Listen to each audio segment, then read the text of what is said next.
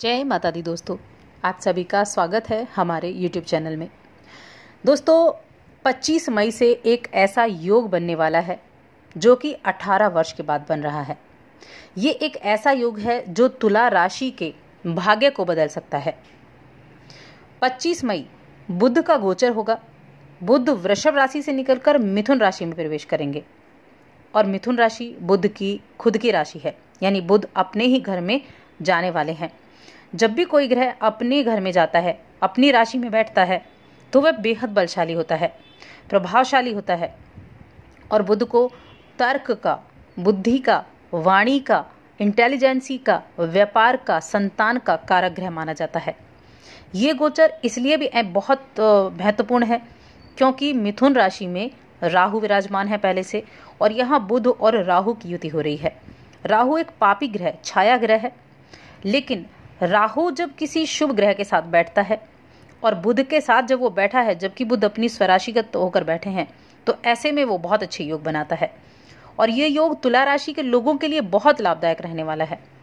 किस तरह से लाभदायक रहने वाला है, क्या लाभ आपको इस बुध के गोचर के दौरान मिलेगा, इस वीडियो में हम जानेंगे। ये जो बुध का गोचर है ये 1 अगस्त तक रहेगा, यानी 1 अगस्त तक बुध मिथुन राशि में रहेंगे। और बुध सबसे तेज ग्रह बदलने वाला चलने वाला ग्रह है, बहुत तेजी से ये चलता है और साथ ही ये राशि बदलते ही फल देना शुरू कर देता है। तो अब हम जानते हैं तुला राशि वाले लोगों के लिए ये जो बुध का गोचर है, ये जो राहु और बुध की युति है, ये किस तरह से प्रभाव देगी। लेकिन उससे पहले आपसे निवेदन है, चैनल को जरूर सब्सक्राइब कर लें, पास में जो घंटी का बटन है उसको दबा दें ताकि हमारी आने वाली सभी वीडियोज की नोटिफिकेशन आप तक पहुंच सके। दोस्तों बुध का जो ये गोचर है ये तुला राशि के लोगों के लिए नवम भाव में होगा, भाग्य का भाव। इस भाव से हम भाग्य को देखते हैं, आध्यात्मिकता को देखते हैं, उच्च शिक्षा को देखते हैं। और इस गोचर के दौरान आपके अंदर गूढ़ रहस्यों को जानने की इच्छा प्रबल होगी। आपका रुझान आध्यात्मिकता की तरफ रहेगा। धार्मिक पुस्तकें पढ़ना, आध्यात्मिकता की तरफ आपको रहना, इन चीज़ों की तरफ आपका रुझान बढ़ेगा। इस भाव से देखिए हम गुरुजनों पर भी विचार करते हैं। अगर आपका गुरु है, उससे काफ़ी समय से आपकी मुलाकात नहीं हुई है, काफ़ी लंबे समय से बातचीत नहीं हुई है, तो इस समय आपकी मुलाकात अपने गुरु से हो सकती है। अब बात करते हैं प्रोफेशनल जीवन, आपके करियर और आपके व्यापार के बारे में। तो देखिए भाग्य भाव में तुला राशि के लिए बुध और राहु का बैठना भाग्य को मजबूत बनाएगा। यहाँ आप अपने अगर कार्यक्षेत्र को देखें, अपने व्यापार की स्थिति को देखें, तो वहाँ आपको प्रमोशन मिलने के योग हैं। आपके कार्यक्षेत्र में, आपकी नौकरी में इस समय आपको प्रमोशन मिल सकता है। इस दौरान आपकी किस्मत, आपका भाग्य पूरा सपोर्ट आपको करने वाला है। जिस काम को आप करते हैं उसमें सपोर्ट मिलेगा आपके भाग्य का। आपके जो सहकर्मी हैं, आपके साथ काम करने वाले लोग हैं, वो आपके साथ बेहद अच्छा व्यवहार करेंगे। और इसके साथ ही आपके जो सीनियर्स हैं उनके ऊपर आपका प्रभाव बहुत अच्छा होगा। देखिए बुध की जो ये स्थिति है ये धन योग का निर्माण कर रही है। देव योग, महापुरुष योग, ये देव योग का ही निर्माण कर रही है, क्योंकि ये जो स्थिति है 18 वर्ष के बाद बनी है। और ये जो स्थिति है ये धन को बढ़ाने का काम करती है, आर्थिक रूप से मजबूत बनाती है। किस तरह से बनाती है, राहु एक पापी ग्रह है, छाया ग्रह है, तो ये आपको जो धन दिलाता है, ये जो गुरु और बुध और राहु की युति हुई है, ये आपको किस तरह से लाभ दिलाएगा। देखिए ये ऐसी चीज़ों से लाभ दिलाता है जो अचानक से धनवान बनाते हैं, अचानक से लाभ की प्राप्ति कराते हैं।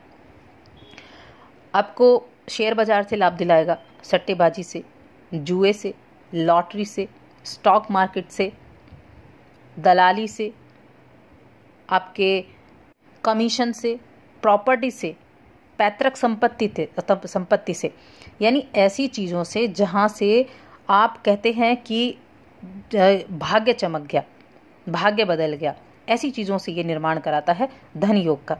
इसको देवयोग धन बोलते हैं, देवयोग बोलते हैं इसको, कि अचानक से भाग्य के कारण आपका माला माल होना।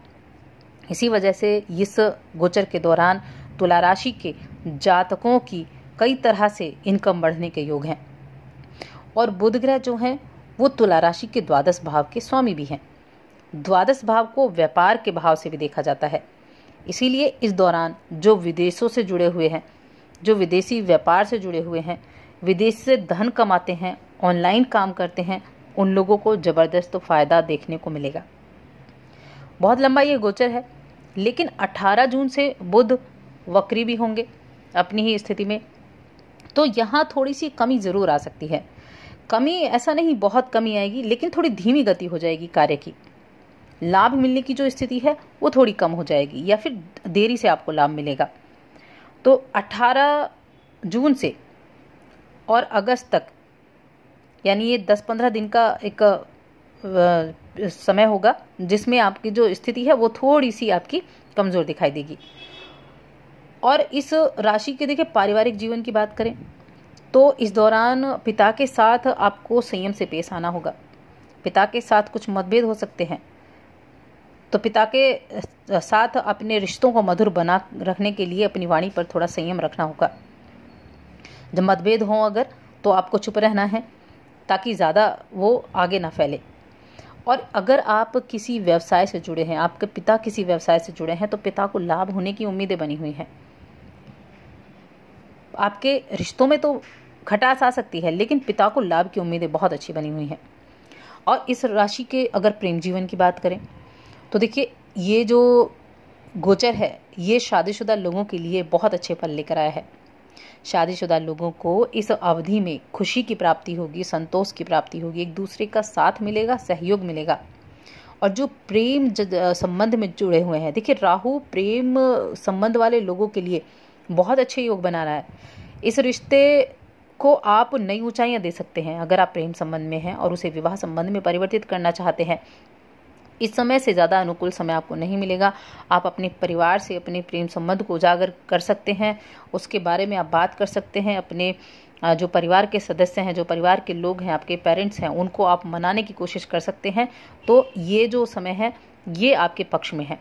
प्रेम संबंध पारिवारिक जीवन में, दाम्पत्य जीवन में परिवर्तित हो सकता है।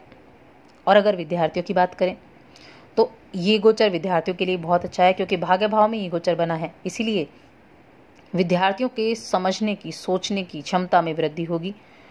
आपकी बुद्धि में एक लचीलापन आएगा, आपकी बुद्धि में एक ऐसी बढ़त आपको दिखाई देगी कि आप अपने हर सब्जेक्ट को, जो कठिन सब्जेक्ट लग रहा था, उसको भी आप आसानी से समझ पाएंगे।